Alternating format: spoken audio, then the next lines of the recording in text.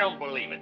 Well, I'll tell you it's true. Well, why would Mrs. Douglas want to go to the ball with Hank Kimball? Well, that's what I can't understand when I'm available. Does Mr. Douglas know about it? I doubt it. He's not too bright. Well, I just can't believe it. Well, I guess the marriage is over, but I saw it coming. Why would they split up? Well, I guess his being such a big drag had something to do with it. Hi, Fred. Hi, Sam. Oh, hello, Haney. Well, free coffee? I guess so. You fellas heard the sad news? About Hank Kimball and Miss Douglas? Yep. They're running off together to Acapulco Saturday night.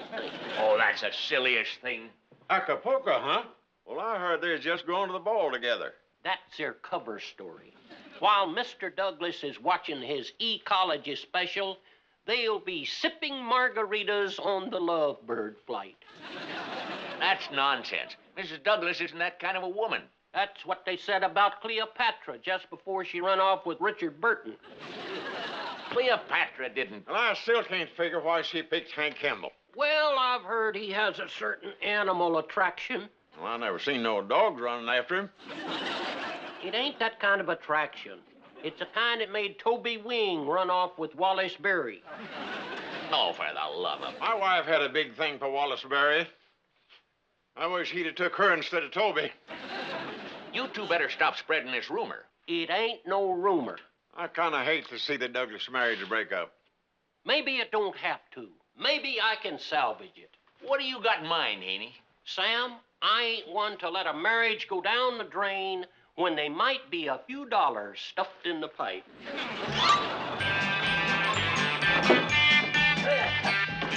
Well, hello there, Mr. Haney. Hello, old chum.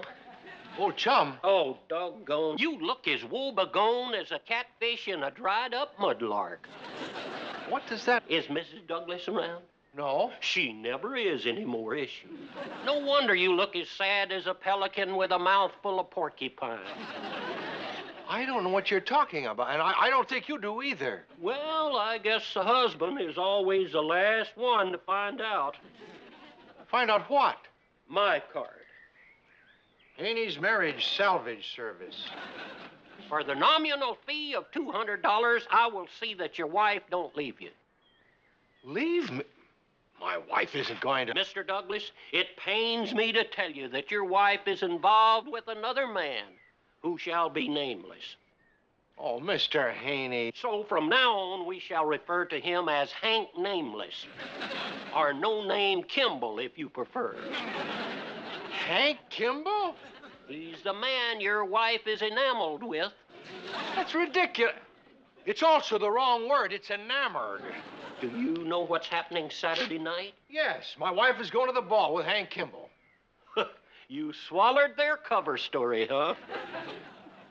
You haven't heard about their margarita flight to Acapulco? Mr. Haney, my wife is... Tut, tut, now don't blame it all on her. You're no Wallace Berry, you know. Wallace Berry? Look, Mr. Haney, I'm... Now, let's not get over-emotionalized. I am here to help you as soon as I get your $200. I'm not paying you any $200. Well, I'm sure you'll change your mind when I show you the solution to your problem. I don't have a... Oh, Miss Solution. Miss Solution? This is Ingrid. How do you do? Don't say anything until I get the $200. Ingrid is a Norwegian import. How do you? Don't. We smuggled her in with a boatload of kippered herring. Of all the... Now, Ingrid will be your date at the ball. How do? What do you mean, my date? Don't you see? You walk in there with this ravishing creature on your arm, your wife will get insanely jealous, and she'll come crawling back to you. Oh, boy. Now, if you'll just sign this contract... I'm not going to... As you can see, it contains an if clause. If things work out between you and Ingrid, and if you decide to get married, there'll be a small finder's fee. Mr. Haney, you're out of your mind. Now take Miss Kippered Herring and get out of here. But Mr. Goodbye! Come on, Ingrid. What about the $10 you promised me? Get on the truck or I'll report you to the immigration department.